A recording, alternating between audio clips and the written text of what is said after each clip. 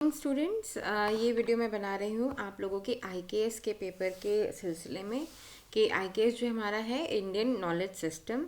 हम लोग बहुत सारी क्लासेस की नहीं कंडक्ट कर पाए इसलिए, और जिन क्लासेस को कंडक्ट किया उसमें भी 100% अटेंडेंस नहीं थी। तो that is why I am making this video कि जो बच्चे क्लासेस में नहीं थे तो उनको भी कुछ सीखने को मिल जाए इसके थ्रू। ठीक है, तो सबसे पहला हमारा जो टॉपिक है यूनिट 1 में मैं एक बार टॉपिक रीड कर देती हूँ।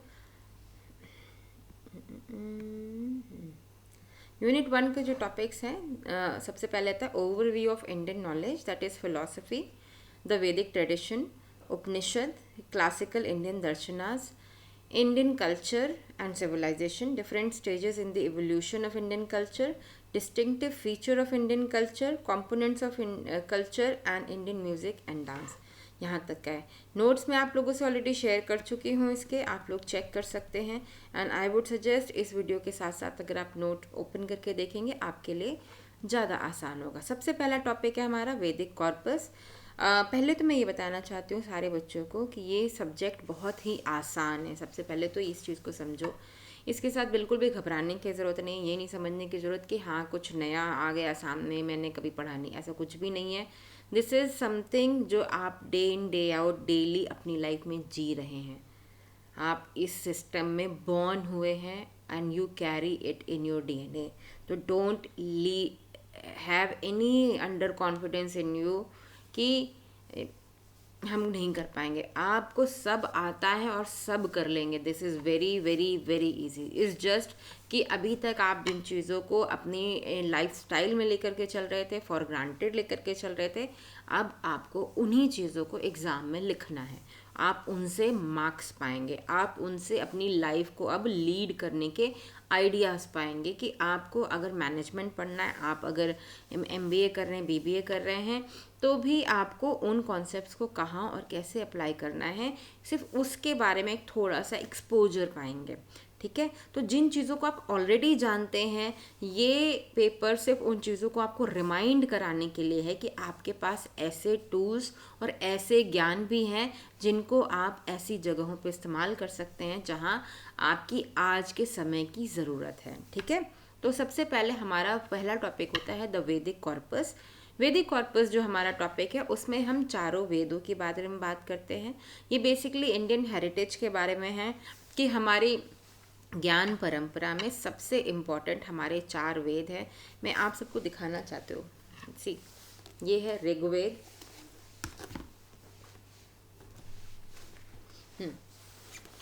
Samaveda, Yajurveda and this is Atharvaveda.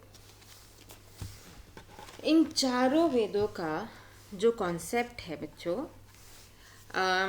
इनको समझने की बात है कि हमारे ज्ञान परंपरा में पहले ऋषि मुनि लोग पढ़ाया करते थे, अपने शिष्यों को पढ़ाते थे, और वहाँ पे श्रुति और स्मृति की 2 परंपराएं थी। श्रुति का अर्थ होता है सुनकर सीखना, स्मृति का अर्थ होता है लर्न करना, याद करना। तो पहले आप गुरु से सुनते थे, फिर उसके बाद अपनी स्मृति में उस चीज़ को धारण करते थे, और फिर उसके बाद आप उसको रिप्रोड्यूस करते थे। और आगे उसी तरह से ज्ञान परंपरा बढ़ती गई। फिर आफ्टर अ पॉइंट इनकी किताबें लिखी गई और वो अब हमारे पास हर भाषा में हर जगह अवेलेबल हैं। जिन भी बच्चों को इसे डीप में पढ़ने का मन हो वो मुझसे कनेक्ट कर सकते हैं। मैं उनसे वीडियो लिंक्स भी शेयर कर दूंगी और किताबों के लिंक भी शेयर कर दूंगी। आप लोग इस चीज़ की डीप नॉलेज लें, ये बहुत अच्छा है, बहुत ज़रूरी भी है। मगर अभी के लिए हमें केवल इनके बारे में एक ओवरव्यू टाइप से पढ़ना है कि सो दैट हमें पता हो कि ऐसा भी कोई चीज़ हमारे सिस्टम में है। तो हमारे 4 वेद कौन कौन से हैं? ऋग्वेद, यजुर्वेद, सामवेद और अथर्ववेद। ऋग्वेद जो है वो मंत्रों और स्तुतियों से बना हुआ वेद है, जिसके अंदर काफ़ी सारे मंत्र लिखे गए हैं, और इन मंत्रों में क्या है, हम अपने अलग अलग देवी और देवताओं का आवाहन कर रहे हैं। भारतीय ज्ञान परंपरा में एक बहुत ही इम्पॉर्टेंट बात है जो हमें वेस्टर्न कल्चर से बिल्कुल डिफ़र करती है, वो ये है कि वेस्टर्न कल्चर का जितना भी फोकस है वो आउटसाइड वर्ल्ड पे है। तो वो बाहर की मशीनें बनाने पे, बाहर के साइंस एंड टेक्नोलॉजी पे, बाहर की चीज़ों पे काम कर रहे हैं। मगर भारतीय ज्ञान परंपरा का जितना भी फोकस है वो आपके इनर वर्ड से स्टार्ट होता है। तो हम सबसे पहले अपने आप को हम एक शरीर नहीं मानते, हम अपने आप को एक आत्मा मानते हैं। और आपकी आत्मा इस शरीर की ड्राइवर है। ड्राइवर का मतलब ये होता है कि you are sitting in this body, body is just like a machine and your soul is operating this machine है। और सोल के ऑपरेशन के लिए जैसे हमारे बताए जाते हैं 5 चक्र जो हैं, जिनके 5 एलिमेंट हैं। बॉडी के 5 एलिमेंट होते हैं। 5 एलिमेंट कौन कौन से हैं हम क्या बात करेंगे? अग्नि, वायु, जल, पृथ्वी और आकाश। ये हमारे शरीर के 5 एलिमेंट है। इन पांचों एलिमेंट को डिपिक्ट करते हुए हमारे बॉडी में 5 चक्र हैं। और पांचों चक्र कौन कौन से हैं बताना? मूलाधार, मूलाधार का एलिमेंट कौन सा है? अर्थ यानी पृथ्वी, ठीक है। उसके ऊपर आइए स्वादिष्ठान। स्वादिष्ठान चक्र का एलिमेंट क्या है? जल। स्वादिष्ठान चक्र जीवन की उत्पत्ति यानी ब्रह्म तत्व को दिखाने वाला चक्र है और जल से ही जीवन की उत्पत्ति होती है। मूलाधार चक्र में जो मैंने पृथ्वी तत्व की बात करी, तो जहाँ पे गंध वाला पार्ट आता है वहाँ पे पृथ्वी का तत्व माना जाता है, ठीक है। मूलाधार चक्र में पृथ्वी का तत्व है। फिर उसके ऊपर आएंगे स्वादिष्ठान चक्र। स्वादिष्ठान चक्र में जल तत्व है, क्योंकि देखेंगे जीवन की उत्पत्ति हमेशा जल में होती है। उसके ऊपर आएंगे मणिपुर चक्र। मणिपुर चक्र क्या है? Fire element. ये जो इंटेस्टाइन के पास का एरिया है, नाभि चक्र जिसको बोलते हैं, ये वो है। अभी आपने कभी ऑब्जर्व किया हो इंटेस्टाइन के अंदर हमारा टेम्परेचर बहुत हाई होता है और वहाँ जो फायर है वो हमारे फूड को बर्न करने के लिए यूज़ करी जाती है, जिससे हम एनर्जी प्रोड्यूस कर सकते हैं। तो वो क्या है? हमारा इंटेस्टाइन का चक्र, जिसको हम मणिपुर चक्र कहते हैं, नाभि चक्र कहते हैं। इसका एलिमेंट है फायर एलिमेंट। उससे ऊपर उठिए हृदय चक्र, जिसे हम अनहद चक्र भी कहते हैं। इसका एलिमेंट है एयर यानी हवा। तो हवा क्या है? आपने देखा होगा हार्ट क्या करता है? पंपिंग करता रहता है, ब्लड की पंपिंग करता है। तो पंप करने के लिए उसका एयर एलिमेंट पे काबू होना ज़रूरी है, तभी तो पंप कर सकता है, इसलिए उसका एलिमेंट एयर है। उसके ऊपर उठिए विशुद्धि चक्र, जो कि हमारे नेक का चक्र है, जहाँ से हम बोल रहे हैं, जहाँ से हमारी आवाज़ निकल रही है। वो स्पेस का चक्र है, दैट इज़ जहाँ पे आकाश का तत्व पाया जाता है। कोई भी आवाज़ निकलने के लिए कोई खाली स्पेस होनी ज़रूरी है, तो वहाँ पे हमारा स्पेस का एलिमेंट है। उसके ऊपर के भी 2 चक्र और हैं। यहाँ पे ये जो पॉइंट होता है इसको त्रिनेत्र चक्र कहते हैं, और उसके ऊपर यहाँ पे आता है सहस्रार्थ चक्र। अब मैंने इन चक्रों के बारे में आपको क्यों बताया? हमारी बॉडी में ही 5 एलिमेंट हमारे अपने हैं। तो जो भी हमारे ऋग्वेद, यजुर्वेद, सामवेद और अथर्ववेद हैं, ये इन 5 एलिमेंट के बारे में ही बात कर रहे हैं। ऋग्वेद के जितने भी मंत्र हैं, जितने भी स्तुतियाँ हैं, वो सारी इन जो भी हमारे देवी देवताएं हैं उनके आवाहन और उनके पूजन के लिए वो सारे मंत्र रखे गए हैं।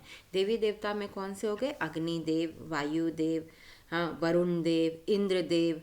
तो ये सब क्या है? हमारी सृष्टि को चलाने वाले एनर्जी चक्र हैं, और उनका हम आवाहन करते हैं।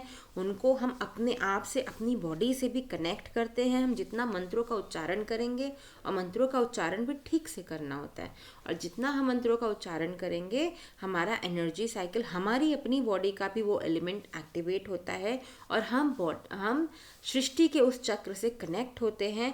एंड स्लोली हम एक उस लेवल तक पहुंच जाते हैं जहां हम किसी सिद्धि को या किसी नियोजन को, जो भी जिस पर्पस से हम उस मंत्र का उच्चारण कर रहे हैं, हम उस पर्पस को सिद्ध कर सकते हैं, कंप्लीट कर सकते हैं, ठीक है। तो that's the purpose of Rigveda, कि ऋग्वेद में जितने भी मंत्र हैं वो क्यों हैं और किस वजह से हैं। उनको हम हमारी इच्छाओं के अलावा हम उन देवी देवताओं का सम्मान और उनकी पूजन और हमारे नेचर के साइकिल की बैलेंसिंग के लिए भी इन मंत्रों का आवाहन और उच्चारण करते हैं। हमारी भारतीय ज्ञान परंपरा पूरी तरह से नेचर के साइकिल के साथ बैलेंसिंग की बात करती है। इन्होंने कहीं भी नेचर के अगेंस्ट जाने की बात नहीं करी। ये पूरी तरह से इंक्लूजन की बात करते हैं। इंक्लूजन का मतलब क्या होता है? इंक्लूजन का मतलब सबसे पहले हमारी बॉडी का इंक्लूजन। बॉडी में जितने भी पार्ट्स हैं हमारे, हम उन सबको शांत करके उनको इंक्लूड करें, फिर उसके बाद हम अपने बाहर के एनवायरनमेंट को भी इंक्लूड करें। जितना भी नेचर का साइकिल है उसको उसी तरह से, उसी एनर्जी को पहचान करके, उस एनर्जी को हमें पहचानना है। और जब हम उस एनर्जी को पहचानते हैं और फिर उसके बाद ही हम उसकी रिस्पेक्ट करते हैं, हम उसका पूजन करते हैं और उसको एक्सेप्ट करके उसके बाद हम अकॉर्डिंगली एक्ट करते हैं। हमारी ज्ञान परंपरा का जो कोर है वो यही चीज़ है कि हम नेचर को एक्सेप्ट करें, उसकी रिस्पेक्ट करें, उसकी पूजा करें और जैसी वो चल रही है उसके साइकिल के अनुसार हम भी अपने जीवन को व्यतीत करें, हम उसका सम्मान करें। ठीक है, ये हुआ पहला ऋग्वेद। उसके बाद अगला आता है सामवेद। ऋग्वेद के ही कुछ मंत्रों को 75 के आसपास मंत्र हैं और उसके अलावा 24 मंत्र और भी हैं, मिला करके सामवेद बनाया गया है, जिसको म्यूजिक का वेद कहा जाता है। साम मीन्स म्यूजिक और सामवेद जो होता है वो हम अपनी तपस्या का कनेक्शन म्यूज़िक यानी साउंड एनर्जी से भी दिखाते हैं। आप देखेंगे कि हमारी पूरी की पूरी जितनी भी कल्चर है, जितना भी सिविलाइजेशन है, जितना भी हमारी भारतीय ज्ञान परंपरा है, उसमें मंत्रों के उच्चारण और पूजन और भजन कीर्तन को बहुत अपर स्थान दिया गया है। और वो क्यों दिया गया है? क्योंकि इन सब से रिलेटेड एक साउंड एनर्जी है और उस साउंड एनर्जी से हम सब कनेक्टेड है। जैसे सबसे पहला शब्द बोलते हैं ओमकार, ओम। जब भी आप ध्यान की उसमें जाते हैं, योग में जाएंगे, ध्यान में जाएंगे, इवन आयुर्वेद में भी जाएंगे, कहीं भी जाएंगे, आपको हर जगह ओम का उच्चारण, वहाँ से सारे मंत्र शुरू होते हैं, ओम से ही शुरू होते हैं। तो ओम का क्या अर्थ है? ओम का अर्थ यही है कि you are connected to the sound energy. और साउंड एनर्जी की बहुत ज़्यादा इम्पोर्टेंस है हमारे इंडियन कल्चर में, इसी वजह से हम सामवेद की बात करते हैं। ठीक है, उसके बाद आता है यजुर्वेद। यजुर्वेद की जो बात होती है, यजुर्वेद जो हमारा पार्ट है, यजुर्वेद जो है अगला पार्ट है जिसमें हम ढेर सारे मंत्र हैं, मगर हम अब हवन की बात करते हैं, यज्ञ की बात करते हैं। यज्ञ की जितनी विधियां होती हैं, आप सब ने कभी ना कभी कोई यज्ञ या हवन करवाया होगा। उसमें कौन कौन से मंत्र हैं, कितने देवी देवताओं को बुलाना है, किस तरह से उनका अनुष्ठान करना है, क्या क्या चीज़ें चढ़ानी है, क्या क्या चीज़ें करनी है, किस पर्पज़ से कौन सा मंत्र पढ़ा जाएगा, ये सारी जितनी विधियां हैं वो यजुर्वेद के अंदर लिखी है।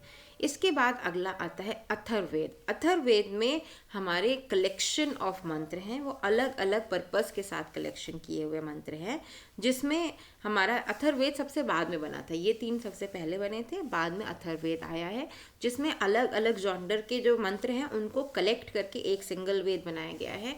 इसमें आयुर्वेद से भी रिलेटेड मंत्र हैं, इसमें कुछ तंत्र ज्ञान से भी रिलेटेड मंत्र है, इसमें कुछ और भी सामाजिक जीवन से भी रिलेटेड मंत्र हैं। तो ये अथर्ववेद का पार्ट है। ये हैं हमारे 4 वेद।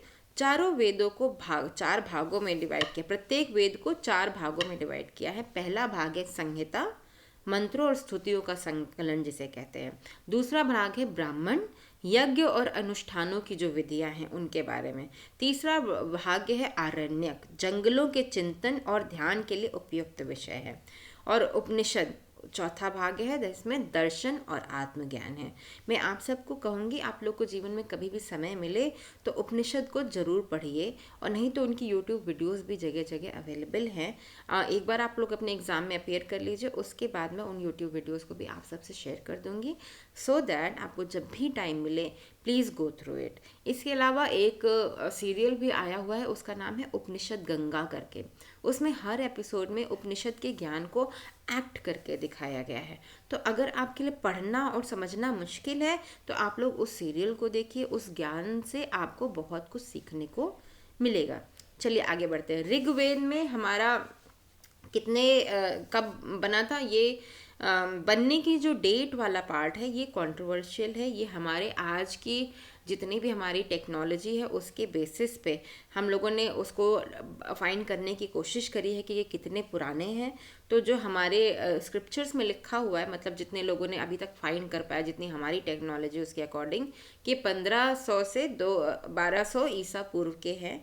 पर अभी भी इसके बारे में कंफर्मेशन नहीं है, क्योंकि वेदों को कहा जाता है ये ईश्वर की वाणी है। तो ईश्वर की वाणी का होने का अर्थ होता है पृथ्वी जब बनी थी ये तब से अवेलेबल है, मगर वेदों का जो लिखित पार्ट है वो हम उसकी एडिटिंग कर सकते हैं, मगर उससे पहले हमारे यहाँ जो स्मृति और श्रुति परंपरा चलती आ रही है वो कितनी पुरानी है हम उसके बारे में बात नहीं कर सकते, मगर हमें एग्ज़ाम में लिखने के लिए जो डेट हमें दी गई है वही लिखनी पड़ेगी, राइट। संहिता में हमारे पास 1028 यानी 1028 सूक्त हैं और 10 मंडलों का संकलन है। मंडल मतलब चैप्टर्स, ठीक है। ये ऋग्वेद का पार्ट हो गया। आगे आओ, चलो यजुर्वेद में जैसे मैंने बताया यज्ञों का अनुष्ठान गद्य और पद्य मंत्रों के साथ है। इसके 2 पार्ट हैं, एक है शुक्ल यजुर्वेद और दूसरा है कृष्ण यजुर्वेद। शुक्ल पक्ष और कृष्ण पक्ष आप लोगों में किसी ने भी एस्ट्रोलॉजी के बारे में पढ़ा हो तो पता होगा, एक होता है चंद्रमा के बढ़ने वाला समय और दूसरा होता है चंद्रमा के घटने वाला समय, ठीक है। और उसके बाद आते हैं सामवेद, तो इसी के अकॉर्डिंगली चंद्रमा के घटने और बढ़ने के अकॉर्डिंगली ही ये मंत्रों का जो है कलेक्शन करके रखा गया है यजुर्वेद के अंदर। आ गया ये सामवेद। सामवेद में ऋग्वेद के 75 मंत्र हैं जो मैंने ऑलरेडी बताया, और 25 मंत्रों का संग्रह अलग से है और इन मंत्रों को गाया जाता है। कितने पद्य हैं? 1875 पद्यों का संग्रह है संगीता के अंदर। विशेषताएं क्या है? संगीत और भक्ति का समन्वय, भारतीय संगीत के मूलभूत रागों का विकास और यज्ञों में गाए जाने वाले स्रोत। यहाँ मैं एक ज्ञान और ऐड करना चाहती हूँ बच्चों कि हमारी जितने भी स्क्रिप्चर्स हैं उनके जब आप डीप में जाएंगे then you will get to know कि जब हमारा अभी मैं मांडुक्य उपनिषद भी पढ़ रही थी, उसमें भी यही लिखा है कि जब सृष्टि की शुरुआत हुई थी तो ओमकार से हुई थी। ओमकार के 3 पार्ट माने जाते हैं, अ, उ और मा, ठीक है। अ, उ और मा। तो अ शब्द जो है वो कहते हैं 3 पार्ट। सृष्टि को आप देखेंगे हर जगह 3 पार्ट में डिफाइन किया गया। 3 पार्ट क्या है? जैसे ब्रह्मा विष्णु महेश। ब्रह्मा क्या पार्ट है? सृष्टि का क्रिएशन। विष्णु क्या है? उसका पालन। एंड महेश क्या है? डिस्ट्रक्शन। तो ये हमारे साइकिल हैं, पर इसके अलावा there is a 4th part also. 4th part जो है वो कहते हैं कि इस साइकिल से ऊपर भी एक चीज़ है, दैट इज 4th पार्ट। वो पार्ट जो है वो सच्चिदानंद परमात्मा का पार्ट है, और ये जो है ये जीवन और मृत्यु का साइकिल है जिसके भीतर हम लोग चल रहे हैं कॉन्टिन्यूसली। आप हर जगह इन 3 पार्ट को देखेंगे, तो जो मांडुक्य उपनिषद है उसमें भी इन 3 पार्टों का ही जिक्र किया गया है। उसमें क्या होता है वो बताते हैं, अ पार्ट जो है हमारे सकल परमात्मा को दिखाता है। सकल यानी कंप्लीटली जो भी फिजिकल स्पेस है उसके बारे में बात कर रहे हैं। तो फिजिकल स्पेस में उन्होंने उसका नाम दिया है वैश्वानर। वैश्वानर का क्या मतलब होता है? वैश्विक नर, अंडरस्टूड। वैश्विक नर एक अनदर वर्ड है आदि पुरुष के लिए। आदि पुरुष, आदि क्या है? जो सब जगह फैला हुआ है। पुरुष यानी मेल एनर्जी की बात हम कर रहे हैं, ठीक है। तो वैश्वानर जो है वो सकल ब्रह्मांड यानी स्पेस, फिजिकल स्पेस की बात करी जा रही है। और ऊ शब्द जो है वो हिरण्य गर्भ के लिए बात करी गई। हिरण्य गर्भ जिसकी उसकी जो डेफिनेशन दी गई है वो एनर्जी फॉर्म की डेफिनेशन दी गई है कि शुरू में पहले एक ये फिजिकल स्पेस था जो आ का पार्ट है, और ऊ का पार्ट जो है वो है हिरण्य गर्भ जो कि एनर्जी का पार्ट है, जहाँ से सारे मेटल, सारे एनर्जी, सारे अलग अलग फॉर्म निकल करके आए, वो हिरण्य गर्भ का पार्ट है। तो हम अगर देखें तो हमारी उसमें भी क्या बताया जाता है? एक शिव है और एक शक्ति है। शिव और शक्ति। शक्ति क्या है? एनर्जी है। शिव क्या है? जो सकल ब्रह्मांड का पार्ट है। और उसके बाद एक तीसरा पार्ट है। तीसरा पार्ट उसने जो बताया कि माँ का जो पार्ट है वो हमारा वो स्पेस है जहाँ पे ये दोनों उत्पन्न हो रहे हैं। जो डार्क स्पेस है हमारी, जहाँ पे हमारा फिजिकल स्पेस, एंड दूसरा पार्ट जो है वो हमारा क्या कहते हैं जो एनर्जी पार्ट है। इन दोनों के द्वारा रचित जितनी भी रचनाएं हैं वो जिस स्पेस में रह रही हैं उस पार्ट को हम माँ पार्ट कहते हैं। ये हमारा मांडुक्य उपनिषद बताता है। और there is a 4th part also. 4th part जो है वो इन तीनों से ऊपर है, जो तुम्हारी सोच समझ, बोलने समझने से ऊपर है, जो इन चहल पहल से ऊपर है, उसको सच्चिदानंद परमात्मा कहते हैं। वहाँ पे बहुत शांति है, बहुत अपलिफ्टमेंट है, तो वो उस चीज़ के बारे में बात करता है। तो मैं बेसिकली कहना क्या चाह रही थी, सामवेद में जो बोले जाते हैं मंत्र वो साउंड एनर्जी को डिपिक्ट करते हैं, साउंड एनर्जी का रिलेशन बताते हैं हमारे आत्मा से, आत्मा के कनेक्शन से और ईश्वर से, ठीक है। और उसके अलावा तो ये कहा जाता है कि आत्मा को कनेक्ट करने के लिए साउंड एनर्जी की रिक्वायरमेंट है। इसी वजह से हम ओम का जाप करते हैं, ओमकार का जाप करते हैं और मंत्रों को गा करके गाते हैं, ठीक है।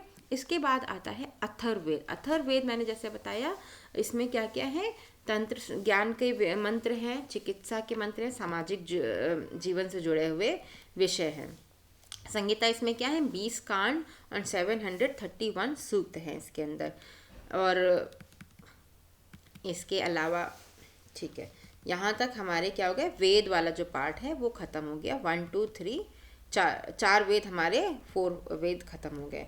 इसमें हम लोग जब पेपर लिखना पड़ेगा बच्चों, आप लोगों को इस चीज़ का ध्यान रखना, जितने भी संस्कृत के शब्द हैं, जितने भी हिंदी के शब्द हैं जो हमारे वेदों के नाम और वेदों के कल्चर के बारे में बात करते हैं, उनका हमारे पास इंग्लिश में कोई और रिप्लेसमेंट नहीं है। तो when you will be writing the paper in English, आपको वो words as it is English में लिखने हैं। मतलब जैसे वेद है तो वेद को हम स्क्रिप्चर्स नहीं लिखेंगे, वेद को VEDA वेदा वेद लिखेंगे, गेटिंग इट, ठीक है। तो जो हिंदी का वर्ड है वो इंग्लिश में ही लिखा जाएगा। जैसे हम अपने नाम को, मेरा नाम प्रीति है, वो हिंदी का शब्द है, मगर मैं जब इंग्लिश में भी लिखती हूँ तो भी PREETI ही लिखती हूँ। तो वैसे ही जितने भी संस्कृत के शब्द हैं उनको हम इंग्लिश में टर्न नहीं करेंगे, बस उसकी लिंग्विस्टिक लैंग्वेज यानी लिपि इंग्लिश कर देंगे, ठीक है। मगर जब हमें उसको एक्सप्लेन करना होगा तो हम वो सब इंग्लिश में करेंगे। That's way you will be writing your answers. पर इसके अलावा आपको कहीं कोई श्लोक आता है, कोई संस्कृत की चीज़ आप वहाँ पे मेंशन करना चाहते हैं, तो वो आप संस्कृत की भाषा में ही लिख सकते हैं, क्योंकि वो चीज़ वैसी की वैसी आपकी बुक में डिफाइन करी गई हुई है, ठीक है। इसकी जो बुक है उसका भी एक बार नाम बता देते हैं आप लोग को। हाँ, ये है, देखिए बुक है बी महादेवन, विनायक रजत भट्ट एंड नागेंद्र पवन आर्यन जी की बुक है। आप लोग इस बुक को रेफ़र कर सकते हैं। बुक में सारा कंटेंट है और आपके सिलेबस के अकॉर्डिंग ही है, ठीक है। चलिए अब वेदों से ऊपर उठते हैं। वेदों के बाद अगला टॉपिक आता है हमारा उपनिषद। उपनिषद जो है, उपनिषद की कुल संख्या बताई गई 108 उपनिषद प्रमुख माने गए हैं। वर्तमान में 200 से अधिक उपनिषद अवेलेबल है, जिनमें मुख्य 10 उपनिषद हैं। आदि शंकराचार्य द्वारा भाष्य लिखे गए हैं, ठीक है। इसमें एक है ईशावास्य, मैं दिखाई देती हूँ, मेरे पास किताबें में है, देखो ये मेरी उपनिषद की किताबें। कठोपनिषद, तैत्तिरीयोपनिषद,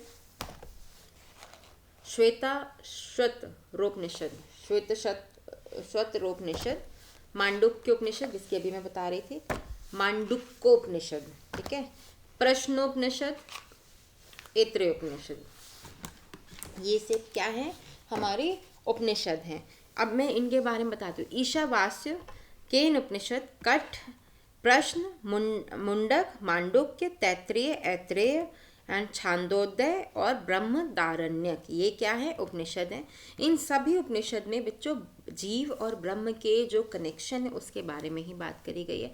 आप लोग उपनिषद की मैं पहले परिभाषा देना चाहती हूँ। उपनिषद का अर्थ है कि उप यानी पास और निषद मीन्स बैठना, यानी गुरु के पास बैठ करके आपने जो ज्ञान लिया। आप देखेंगे जब भी कोई उपनिषद पढ़ेंगे तो उसमें क्वेश्चन आंसर चल रहा है, हर उपनिषद में क्वेश्चन आंसर चल रहा है।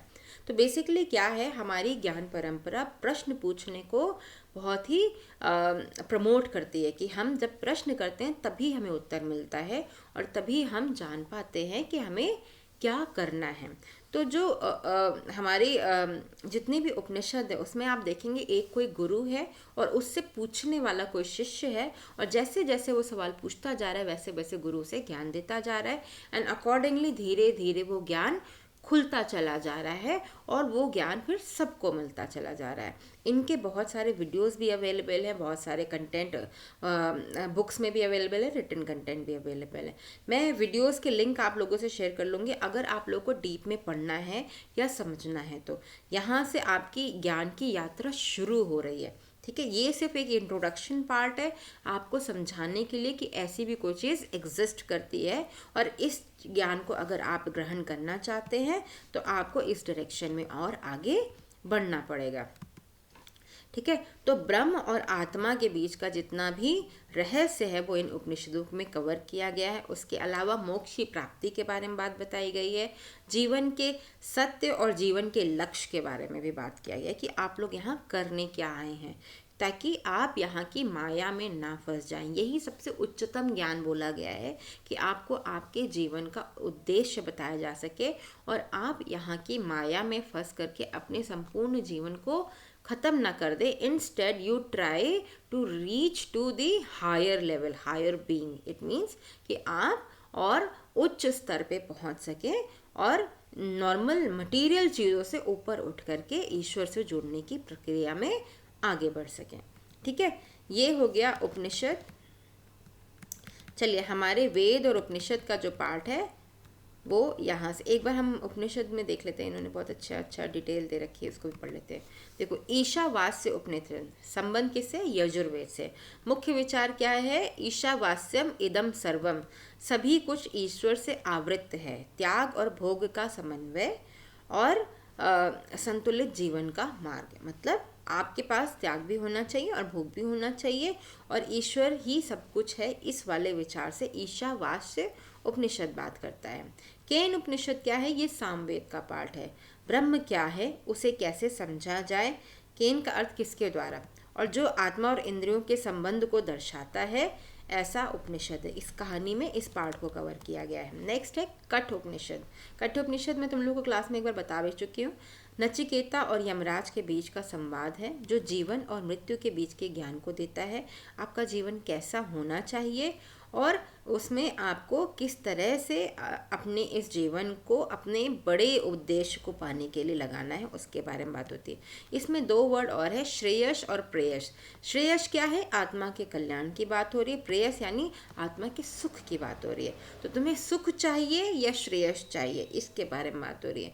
यानी आप अगर मटेरियल वर्ल्ड में फंस जाएंगे तो आप सुख पाएंगे, मगर आप अगर उच्च कोटि में यानी ऊपर उठना चाहते हैं तो आपको इस चीज़ में फंसना नहीं है, उससे अपर वाली ज्ञान की तरफ बढ़ना है। वो श्रेयस यानी कल्याण की तरफ बात करता है। उसके बाद अगली है प्रश्न उपनिषद। प्रश्न उपनिषद कहाँ का है? अथर्ववेद का है और मुख्य विचार क्या है? 6 ऋषियों द्वारा पूछे गए प्रश्न हैं जिसमें प्राण यानी जीवन, ऊर्जा और ब्रह्म की चर्चा करी गई है। उसके बाद आता है मुंडक उपनिषद। ये अथर्ववेद का है। मुख्य विचार है इसमें ब्रह्म विद्या यानी ब्रह्म का ज्ञान दिया गया है और इसका स्रोत है सत्यमेव जयते।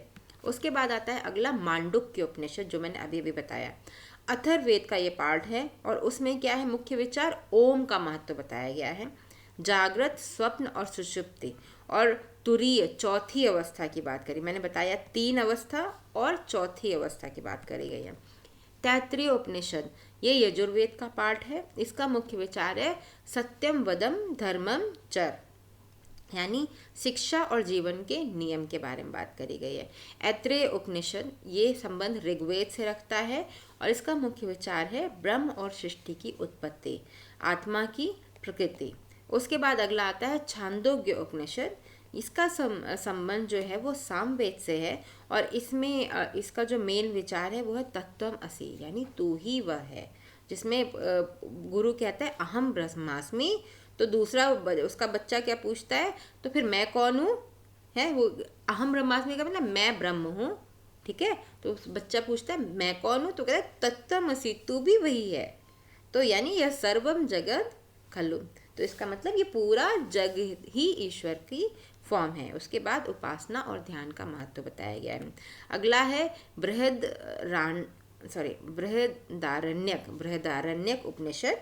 इसका संबंध क्या है? यजुर्वेद से है और इसका मुख्य विचार है आत्मा और ब्रह्म की गहन विवेचना। इसमें अहम ब्रह्मास्मि यानी मैं ही ब्रह्म हूँ ऐसे शब्द के बारे में बताया गया। इन उपनिषदों की मुख्य शिक्षाएं क्या हैं? ब्रह्म और आत्मा की एकता, यानी आप ब्रह्म का पार्ट हैं, इसके बारे में बताया गया। माया और वास्तविकता, संसार माया है और ब्रह्म ही सत्य है। और ज्ञान और अज्ञान के बारे में, विद्या और अविद्या के बारे में, ठीक है, ध्यान और योग के बारे में, आत्मा की शुद्धि के लिए ध्यान और योग बहुत ज़रूरी है, इसके बारे में बात करी गई। महावाक्य जैसे अहम ब्रह्मास्मि, तत्त्वमसि और सर्वम खलिदम ब्रह्मम, यानी सब कुछ ब्रह्म है, इसके बारे में बात करी गई है।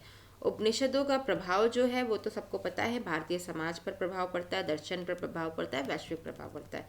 यहाँ आकर के हमारे उपनिषद और वेद का ज्ञान समाप्त होता है। ये हमारा फर्स्ट टॉपिक था। इसके बाद मैं नेक्स्ट वीडियो में अगला टॉपिक कवर करूँगी। थैंक यू बच्चों।